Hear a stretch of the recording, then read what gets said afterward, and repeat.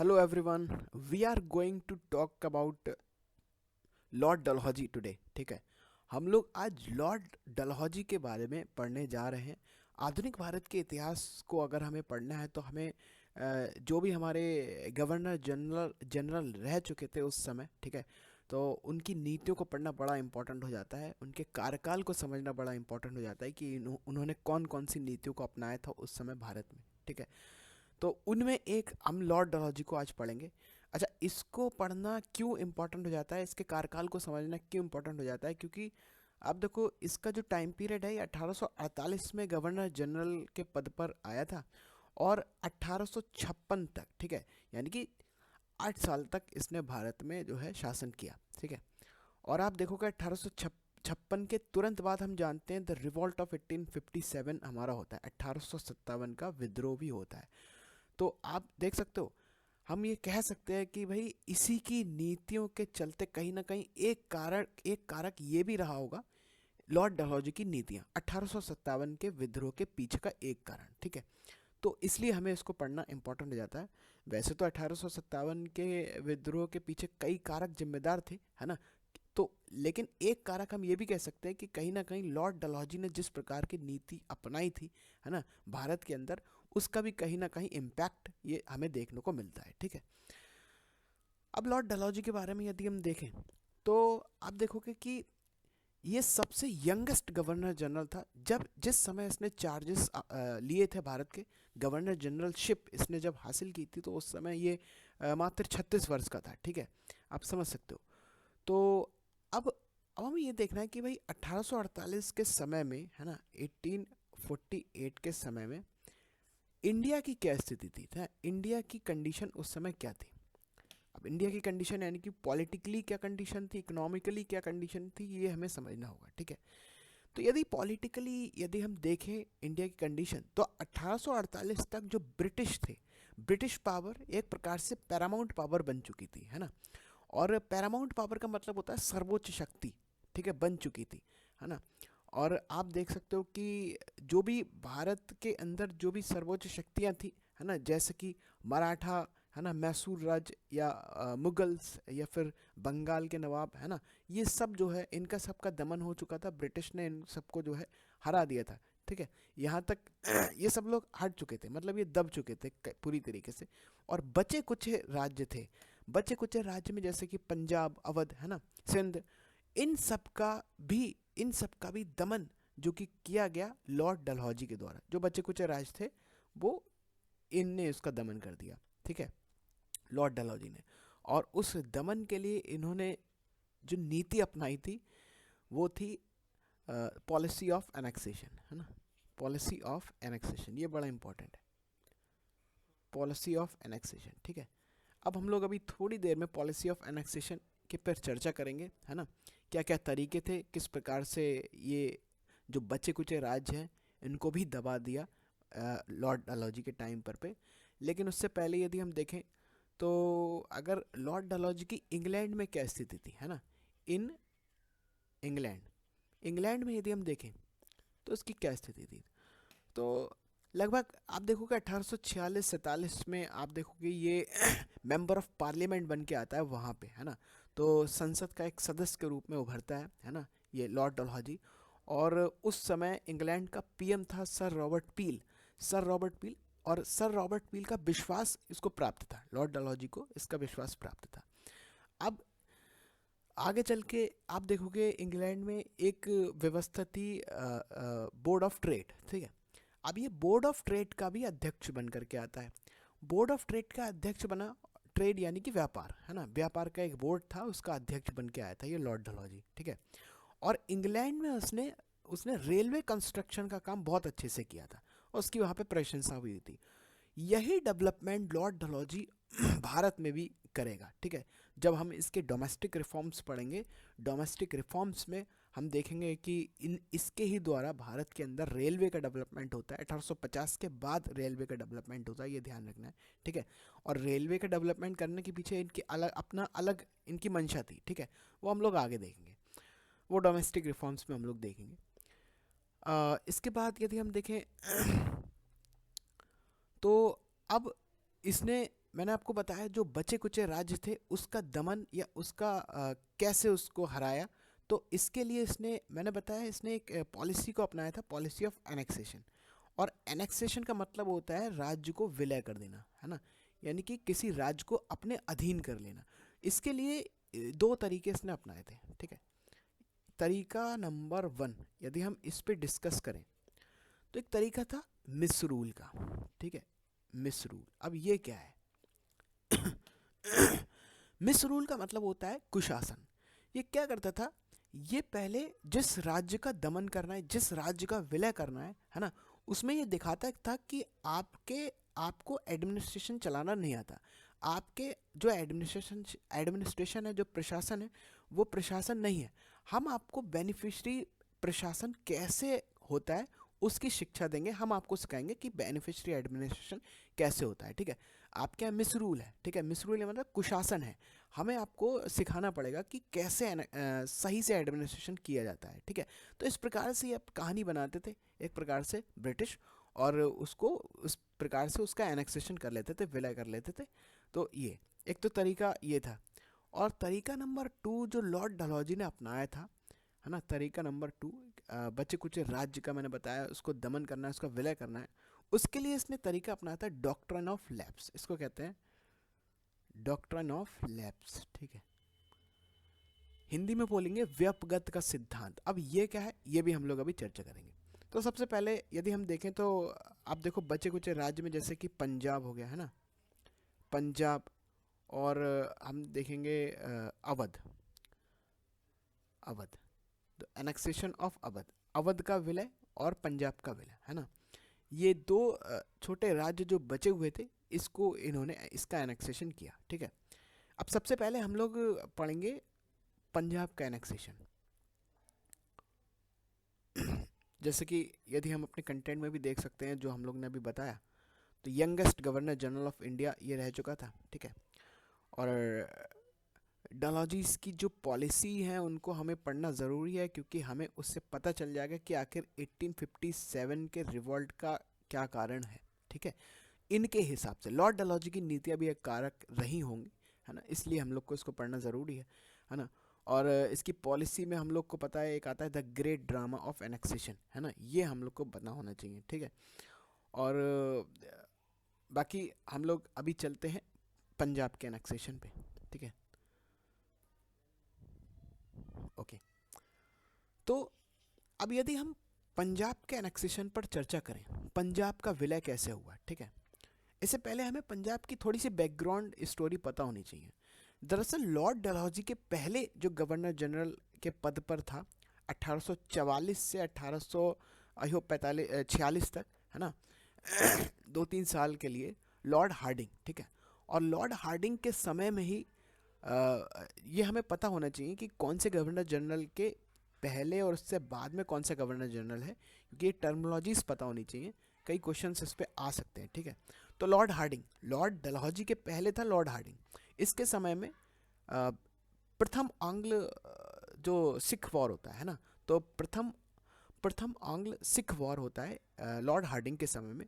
और उसमें हम लोग को एक संधि याद रखनी होती है, लाहौर की संधि। जैसे आप यहाँ देख सकते हैं, लॉर्ड हार्डिंग 1844 से 48 तक रहा था, माफ़ कीजिए मैंने 47 बोल दिया, 1844 से 48 तक। और इसमें the first Anglo Sikh war होता है 1845 और 46 में। और द ट्रिटी ऑफ लाहौर हमें याद रखनी, ठीक है। इसके बाद यदि हम देखेंगे सेकंड एंग्लो सिख वॉर, है ना, पंजाब, तो सेकंड एंग्लो सिख वॉर 1849 में। और ये जो है इसका एनेक्सेशन, इसको विलय कर दिया जाता है डलहौजी के द्वारा, पंजाब का विलय कर दिया जाता है डलहौजी के द्वारा, ठीक है। बस हमें यही ध्यान रखना है कि हाँ, पंजाब का एनेक्सेशन किसके द्वारा हुआ है, लॉर्ड डलहौजी के द्वारा हुआ है, ये ध्यान रखना है। पोस्ट एनेक्सेशन की बात करें तो जैसे कि मैंने कहा था कि ये एक प्रकार से बेनिफिशियरी एडमिनिस्ट्रेशन अब ये देगा। एक बार एनेक्सेशन हो गया, विलय हो गया, तो किस प्रकार से देगा? तो इसने पंजाब को क्या करा, छोटे छोटे डिस्ट्रिक्ट में डिवाइड कर दिया, और उन डिस्ट्रिक्ट में एक आप डेप्यूटी कमिश्नर की अपॉइंटमेंट कर दी, है ना। तो जो सीधे जो है गवर्नर जनरल से लिंकेजेस इसकी रहेंगी, ताकि उसको एडमिनिस्ट्रेशन के बारे में ऊपर पता चलता रहे। इस प्रकार से इसने डिसेंट्रलाइजेशन करने की कोशिश करी, जिससे एडमिनिस्ट्रेशन को बेहतर किया जाए, ठीक है, पंजाब का, ठीक है। और इसने जो लॉज थी, जो कानून थे, जो प्रक्रिया थे, जो भी वहाँ के लोगों के कस्टम थे, रीति रिवाज थे, उसके आधार पर उसने सेट किए। तो इस प्रकार से कहीं ना कहीं ये बेनिफिशियरी एडमिनिस्ट्रेशन है ना, एक लाभदायक प्रशासन दिखाने की कोशिश करता है पंजाब के अंदर, ठीक है। तो एक प्रकार से ये एनेक्सेशन हमें ध्यान रखना है। पंजाब का एनेक्सेशन किसने करा? तो लॉर्ड डलहौजी ने करा। आई होप आपको समझ में आया। अच्छा, एक और राज्य है, आप देखोगे lower Burma, the annexation of lower Burma. अभी इसकी लोकेशन देख लेते हैं किधर है। अगर हम आज के परिप्रेक्ष्य में देखें तो अपने भारत के ईस्ट में म्यांमार कंट्री है, ठीक है। तो अब आप देखो कोई म्यांमार, उस समय म्यांमार था, ठीक है। इसमें आप देखोगे एक अपर बर्मा है और एक लोअर बर्मा है, आपको दिख रहा है। तो लोअर बर्मा जो है, लोअर बर्मा में एक प्लेस आता है रंगून, ठीक है। रंगून एक पोर्ट था, ठीक है, पोर्ट। तो ये बिगेस्ट पोर्ट, यानी कि एक, हम कह सकते हैं कि एक व्यापार के अंतर्गत ये बहुत ज़्यादा इम्पोर्टेंट पोर्ट था। इसको हथियाना, अगर इसको ब्रिटिश ने हथिया लिया तो लगभग एशिया का बहुत बड़ा एक व्यापारिक हिस्सा इनको मिल सकता था ब्रिटिश को, इसलिए इसका एनेक्सेशन करना ज़रूरी था लोअर बर्मा का, ठीक है। तो ये एक प्रकार से इन्हें कॉमर्शियल डिस्प्यूट, ठीक है, एक हुआ था रंगून में, रंगून को लेकर। और इसमें आप देखोगे the British annexed lower Burma in 1852 after the second Anglo Burmese war, ठीक है। तो बस इतना याद रख लेना है कि हाँ, लोअर बर्मा का भी एनेक्सेशन लॉर्ड डलहौजी के द्वारा हुआ था। कब हुआ था? 1852 में हुआ था, ठीक है। और यहाँ से इनको जो रंगून पोर्ट पर इन्होंने अपना स्थापित कर लिया था, अपना जो भी कुछ इन्होंने करना होगा, ठीक है। ये अब हम लोग एक बड़ा इम्पोर्टेंट चीज़ हम लोग पढ़ने जा रहे हैं, जिसको हम लोग कह सकते हैं, एक और तरीका है किसी राज्य को विलय करने का, जो कि मैंने आपको बताया था, doctrine of lapse, doctrine of lapse. अब ये क्या समझते हैं? देखो, according to the Hindu laws, तो हिंदू कानून के अनुसार यदि हम देखें तो यदि कोई राजा है, यदि कोई शासक है ना, इंडियन किंग यदि है, यदि उसका कोई संपत्ति का, उसकी संपत्ति का यदि कोई पुरुष उत्तराधिकारी नहीं है, ठीक है, तो वो कहीं से भी किसी को, किसी पुरुष को वो गोद ले सकता था, है ना। यानी कि जाहिर सी बात है यार, अगर किसी संपत्ति, अगर किसी राजा की अगली संपत्ति का कोई वारिस नहीं है तो उसको गोद लेने का अधिकार था अकॉर्डिंग टू हिंदू लॉ, है ना।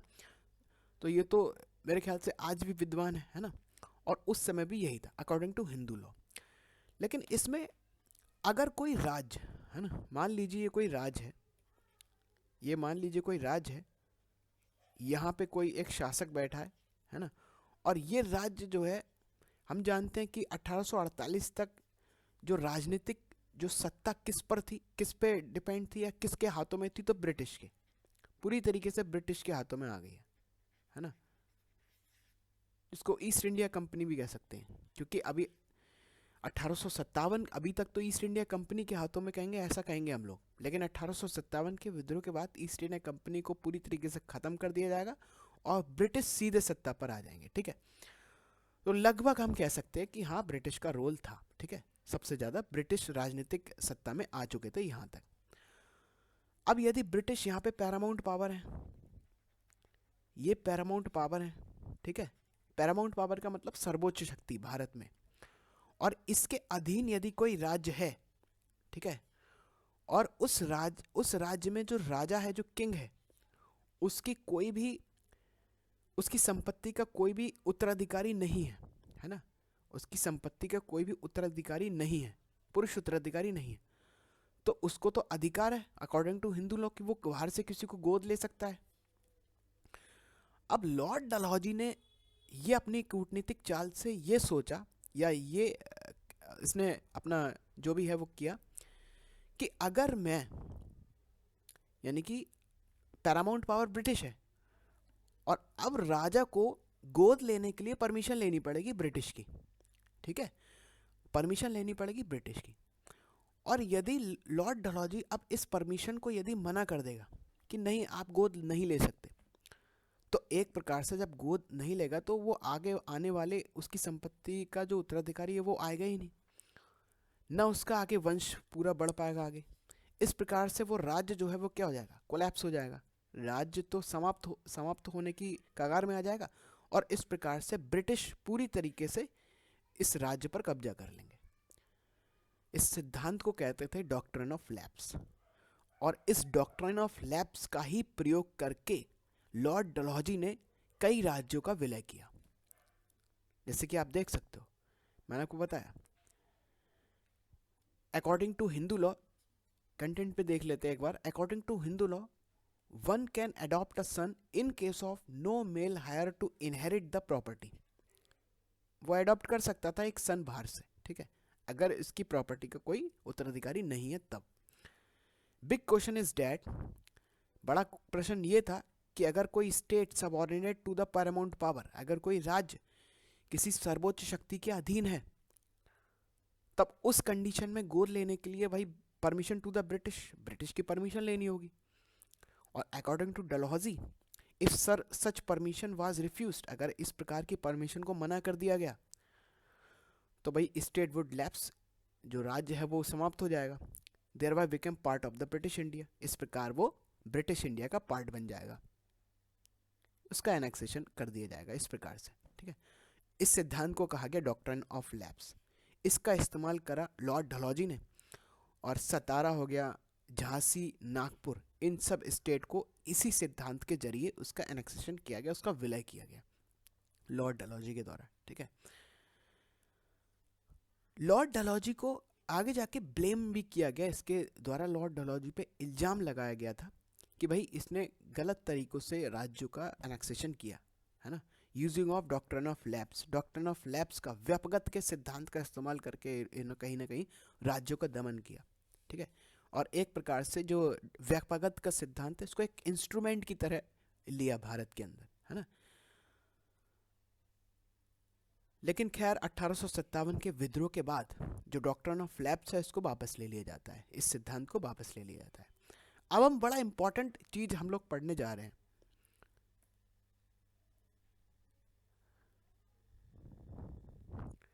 The annexation of Awadh. Awadh का एनेक्सेशन जो बहुत ज़्यादा इंपॉर्टेंट रोल निभाता है 1857 के विद्रोह में, बहुत ज़्यादा कंट्रीब्यूट करता है ये अवध का एनेक्सेशन। यदि हम अवध के रिलेशन ब्रिटिश के साथ यदि हम देखें तो बहुत खट्टे मीठे हम कह सकते हैं इसके रिलेशन थे, ठीक है। और अवध के रिलेशन तो 100 साल पहले से ही चले आ रहे थे। 1765 में इलाहाबाद की संधि हुई थी, आपको पता है, वहाँ से इसके रिलेशन अवध के नवाबों के साथ, अवध के नवाब और ब्रिटिश के साथ जो रिलेशंस हैं वो यहाँ से चले आ रहे हैं, ठीक है। हम जानते हैं 1764 में बक्सर का युद्ध हुआ था, और बक्सर का युद्ध जो है भारत की तीन जो इन्होंने अपनी सर्वोच्च या हम कह सकते हैं कि संयुक्त सेना को हराया था ईस्ट इंडिया कंपनी के अंग्रेजों ने, ठीक है। ईस्ट इंडिया कंपनी के ऑफिशियल्स ने भारत की संयुक्त सेना को हराया था, जिसमें Mir Qasim the Nawab of Bengal, Sirajuddaulah the Nawab of Awadh और शाह आलम द्वितीय मुगल एम्पायर, इन तीनों की संयुक्त सेना को हराया था। और इसके बाद बक्सर के युद्ध में हराया था इन तीनों को, ठीक है। इन तीनों की संयुक्त सेना को किसने हराया था? ईस्ट इंडिया कंपनी के ऑफिशियल्स ने। इसके बाद ट्रीटी ऑफ इलाहाबाद हुई थी 1765। तो यहीं से आप देख सकते हो कि अवध के रिलेशन यहाँ से इसके चले आ रहे थे। अवध में एक प्रॉब्लम थी मिसरूल यानी कि वही कुशासन की। यहाँ प्रशासन ढंग तरीके से नहीं हो रहा था, एक प्रकार से ये नहीं भी हो रहा था, और एक प्रकार से ब्रिटिश ने इसको क्रिएट करने की भी कोशिश करी कि कहीं ना कहीं ये वाकई में कुशासन कर रहे हैं, ठीक है। अब कुशासन तो आपको पता है ब्रिटिश कौन सा अच्छा प्रशासन करते थे, है ना। तो एक प्रकार से ये स्टोरी क्रिएट करते थे ब्रिटिश। तो आप देखोगे वॉरेन हेस्टिंग्स से लेकर कई गवर्नर जनरलों ने समझाने की कोशिश करी अवध के नवाबों को कि आपके यहाँ कुशासन है, इसको ठीक कर लीजिए, है ना। लेकिन नहीं, मिसरूल कंटिन्यू रहा, कुशासन कंटिन्यू रहा।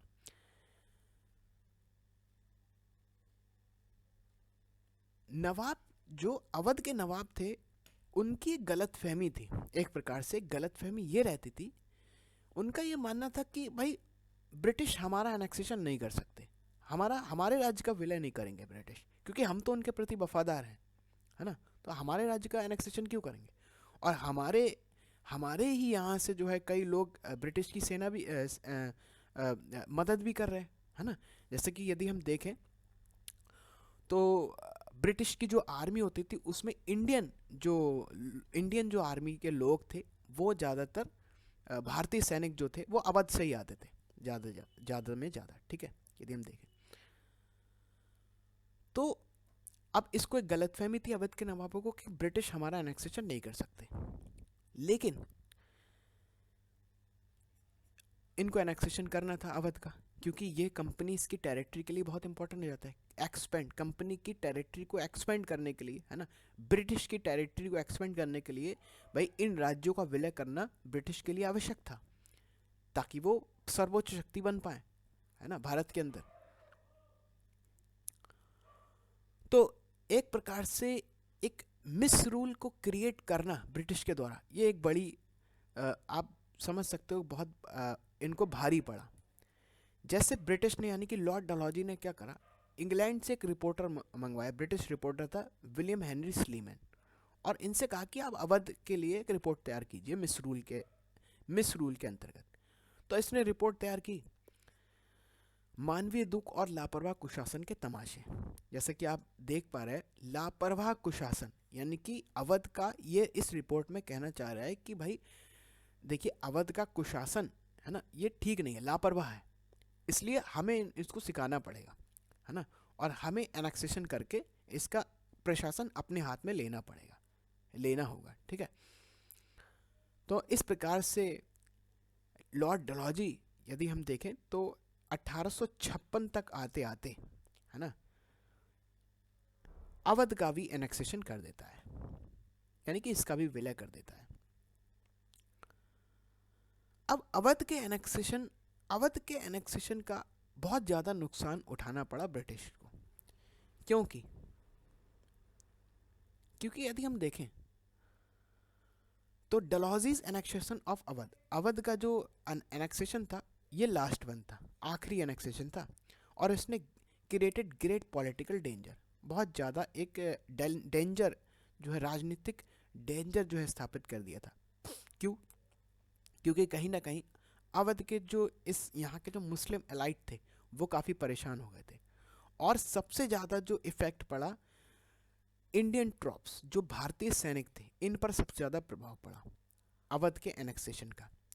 और आपको पता है 1857 के विद्रोह में सैनिकों ने भी अपनी बढ़ चढ़ के भूमिका निभाई थी। अब इन पर क्यों इफेक्ट पड़ा? क्योंकि यदि हम देखें तो जो इंडियन सैनिक थे, भारतीय सैनिक थे, तो इनको एनेक्सेशन से पहले, विलय होने से पहले इनको कुछ विशेषाधिकार प्राप्त थे, और आफ्टर द एनेक्सेशन के बाद इन सैनिकों को अवध के आम लोगों की तरह ट्रीट किया जाने लगा। तो कहीं ना कहीं इनके लिए परेशानी का सबब ये बन चुका था, ठीक है।